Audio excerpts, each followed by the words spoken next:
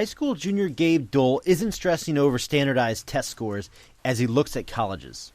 If you're not great at testing, then you're not great at testing. I'd say it doesn't really define how smart you are. It helps that he knows that several of the schools he'd like to attend are playing down the importance of the ACT and the SAT. Over the past decade, about 110 more bachelor degree granting institutions have dropped their test score requirements, and that includes some of the most competitive schools in the country. These days, schools are adding other systems, including special questionnaires, which help figure out who has what it takes to finish a 4-year degree. I think universities have always tried to measure these kinds of things through essays and personal interviews. Those procedures often were not systematically used and scored. The goal of these new assessments? To measure things like perseverance, adaptability, and situational judgment.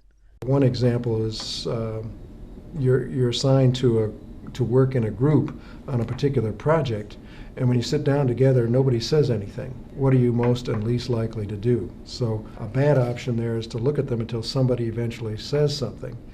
A good option is get to know everybody first and then make sure the project's goals are understood by everyone.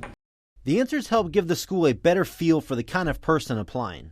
If they really do badly on our situational judgment measure, the attribution might be that the person isn't that mature interpersonally and doesn't really know what the academic scene might be like, and so you might hesitate. TheFairTest.org says this evaluation helps level the playing field for students who might not be able to afford tutoring and coaching to improve their standardized test scores. Several schools are now experimenting with questionnaires that ask about an individual's interest in certain behaviors and are able to build a profile of the student that is quite predictive of how well they'll do in college and in life.